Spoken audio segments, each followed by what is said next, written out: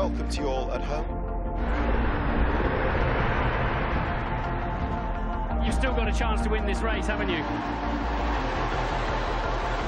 Just drive. I wanna be the only one to make you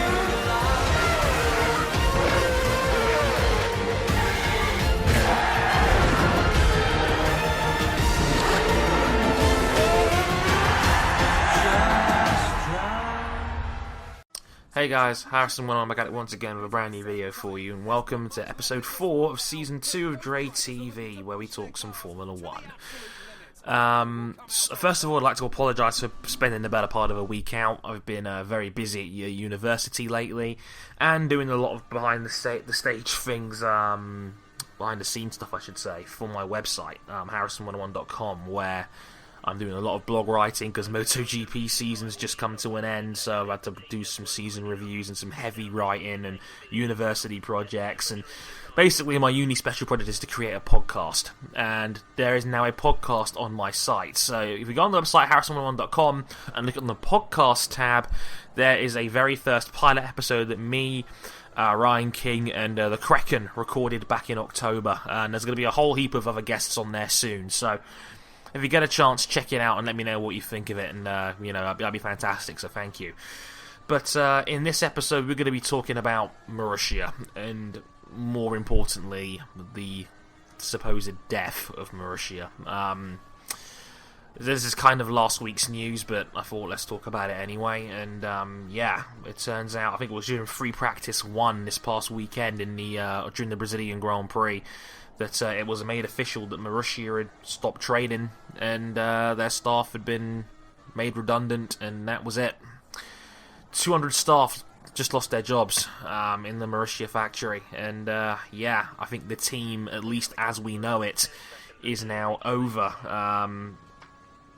They're still on next year's entry list provisionally as Mana F1, which I think are the administrators. I'm not entirely sure on that. And if a team buys them out, what they're actually buying is just an entry list into next year's championship. You're essentially bidding over a piece of paper. Whether they actually have a viable F1 team put together in that time remains to be seen, but I don't think it's going to be the same Marussia outfit that we know of. How do you go out and try to rehire the exact same 200 people you just let go? I think that's going to be borderline impossible. But It marks the end of what's been an incredible story, because Marussia came around in 2010, and in that time they've had some unbelievable highs and some awful lows in their time, and it really does mark out the story of one of triumph as well as deep tragedy as well with Marussia, because they really were the little team who could, and they were always a little bit better than Caterham in my opinion. I think the 2012 season was the one time that Caterham got one over on them, I think on the final Grand Prix, when Charles Peake came in 11th to break the tie with against Marussia, and then promptly went to Marussia, which I still find hilarious to this day. It's like, oh, bye Caterham, I'm going to join your rival team now. But Marussia really kicked on. They were better in 2013, and this year they achieved the unthinkable. They scored points, multiple points, with Jules Bianchi's unbelievable drive to get Marussia into 9th place and 9th in the championship. And I know people have asked, well, haven't they got their championship money due coming their way this season? No, because they have to make the final race in order to get that money. So Marussia lose out on their share of the pot as well, unfortunately, which is even more awful when you think they could have, if they could go on just a little bit longer, make it to the end of the season. But they, even despite their relative success, they could just barely keep their heads above water the entire time, and that makes it awful. And this is a team that's had to deal with unbelievable tragedy and grief as well. Maria Di Vellotta's awful accident was one that sent shockwaves through the entire F1 world, and her having to have her eye removed in order to have her life saved, and her racing career coming to a very tragic end before it even really got started. and then her passing away just over a year ago to the day was just awful for the Marussia team, and they had to plough on through that despite losing one of their own family like that. And then, of course, obviously, Jules Bianchi's awful accident during Suzuka, and he's still in that Japanese hospital right now, and you know, he may not ever wake up from that accident, and if he does, then he'll have to wake up to the knowledge that his team no longer exists.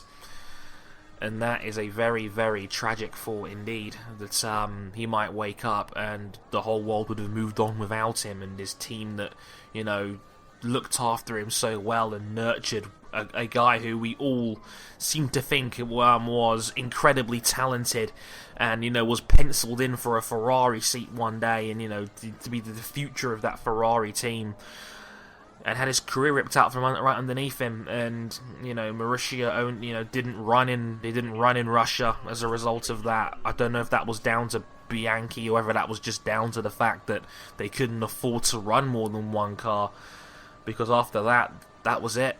Marussia just couldn't afford to be there anymore. Apparently this goes back all the way to Belgium, and Max Chilton's contract issues which came up, where Alexander Rossi was on the brink of coming in to replace him, and apparently, according to Marussia, they've been living hand to mouth ever since, and they just couldn't keep it going for just a couple more rounds, and it's awful. And I know a lot of ignorant people out there are going to say, well, there were back markers, why do we care about back markers? Back markers are the living embodiment of what this sport is all about. Maybe not having the best money or the biggest budget or even the best drivers, but these guys nurture talent.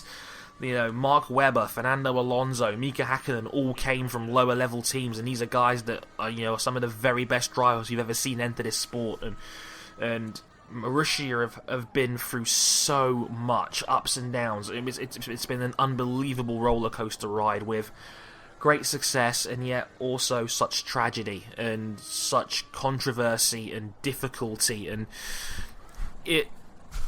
Despite all of that, until just a couple of rounds ago, they were able, you know, they were 9th in the championship, and that is an unbelievable achievement for a team of that size.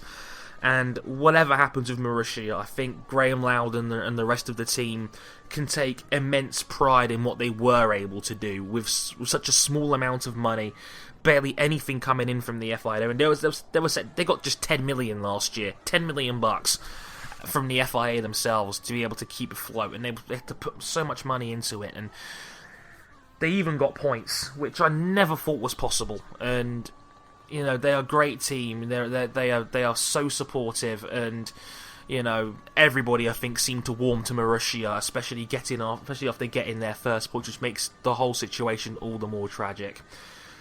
My thoughts go out to all of Marussia's staff. Being redundant, especially with Christmas right around the corner, is just an awful situation to be in, and I hope they can find work somewhere else, maybe not in Formula 1, but somewhere else, and be able to, you know, just keep feeding their families and whatnot, and you know, be able to keep the wheels spinning for them at least. But thank you, Marussia. Thank you for giving us all a little bit of hope in Formula 1 and giving us all a team we could root for and believe in. Because, trust me, there is value in being the little team that could. I've been Andre Harrison. Thank you very much for watching and listening, and I'll catch you guys next time. Sayonara.